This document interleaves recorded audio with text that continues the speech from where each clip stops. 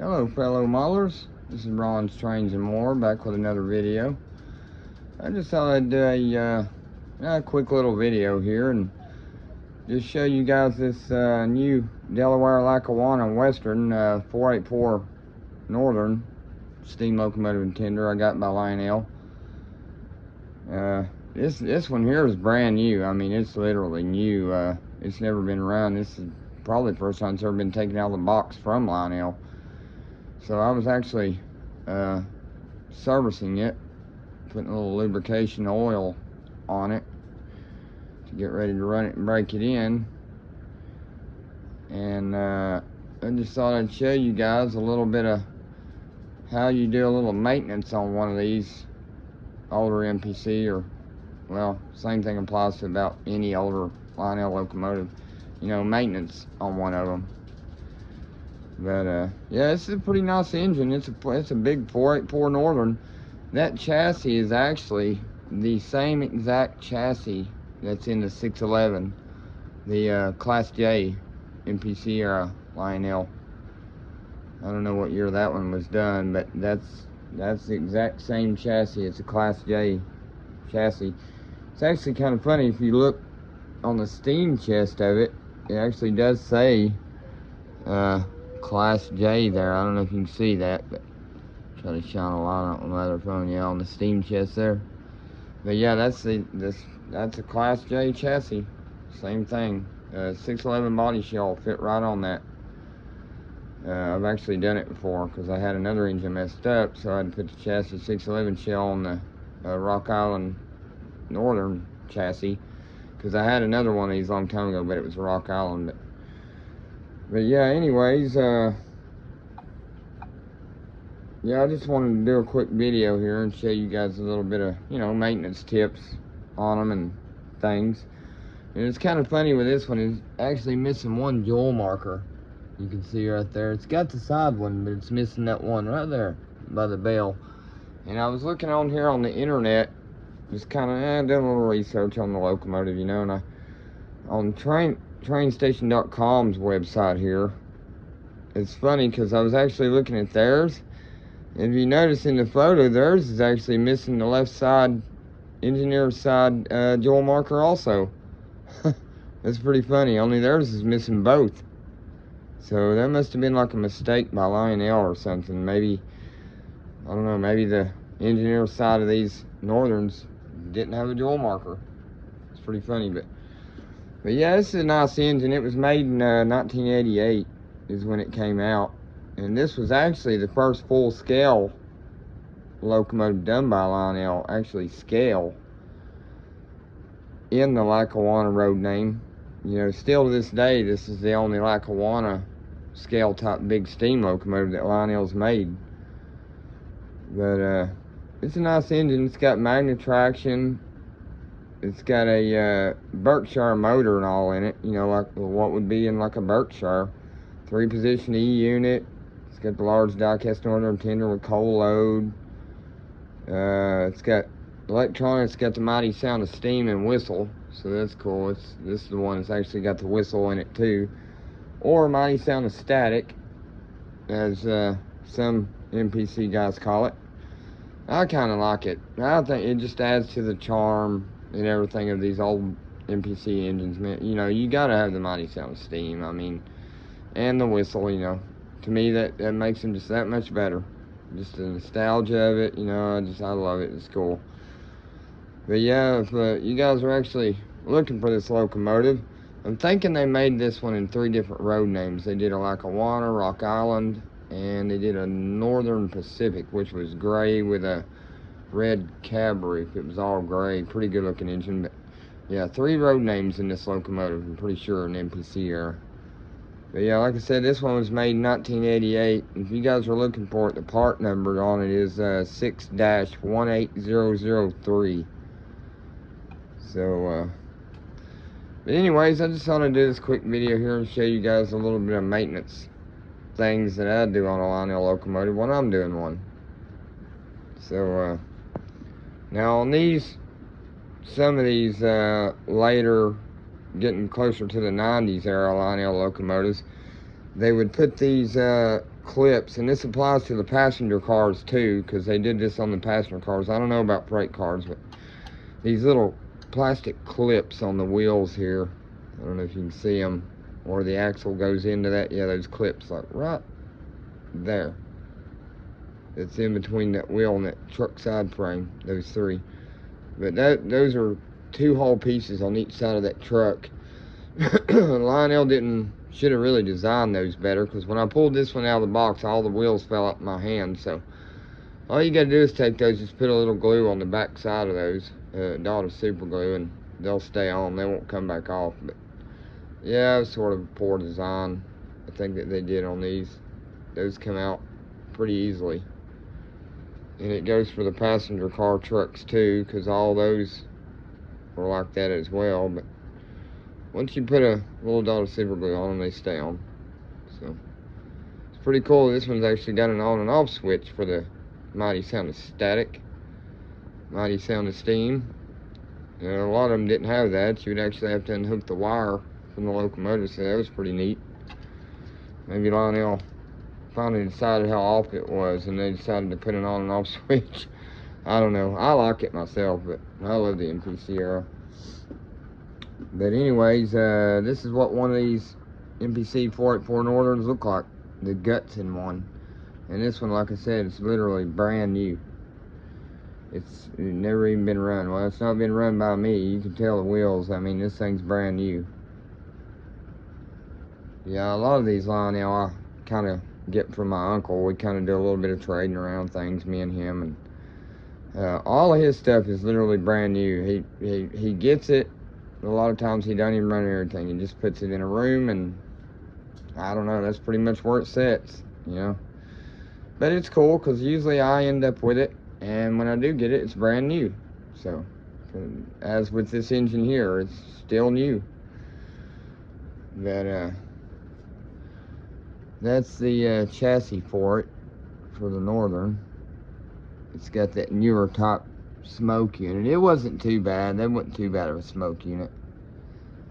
And then this one's cool. It's actually got the smoke from the steam chest there. That's what those tubes are for. Those work pretty good. I've seen some. I mean, it'll really come out good out the steam chest on some of these Northerns. And it's got the same top smoke unit assembly, and sort of like how a turbine would be. It's got that flapper. That's the best kind of smoke units, in my opinion. They smoke a lot better than the other kind. But yeah, this has the Berkshire big motor in it too, so this thing will run. It'll pull a lot of cars too.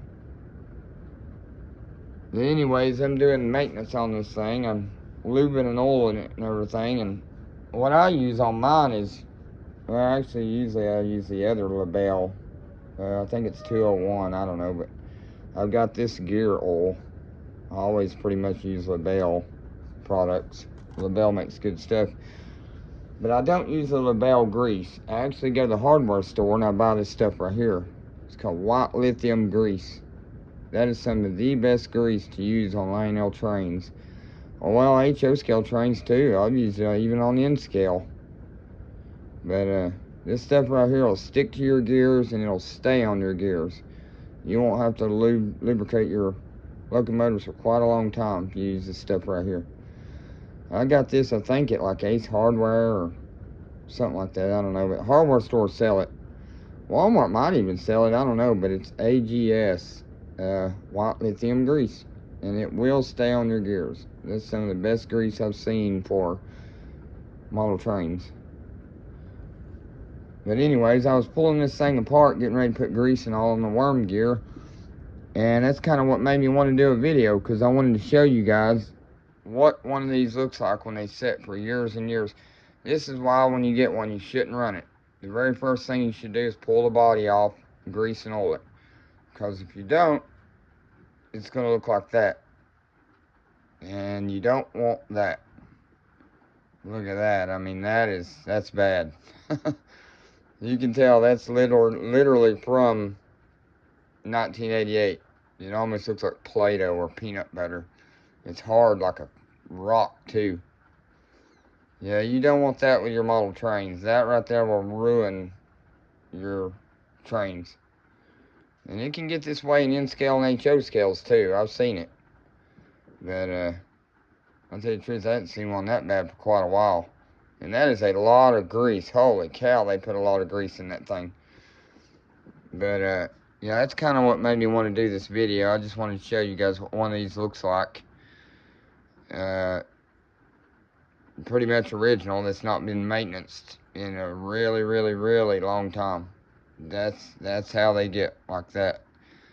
So you don't want that. But anyways, this is a little square metal plate, and it's the same for the Berkshires and turbines. Yeah, they all got this little metal plate like that right here covering the worm gear on all those top locomotives. So you just take a flat screwdriver and pop this plate off, and you can get to the worm gear.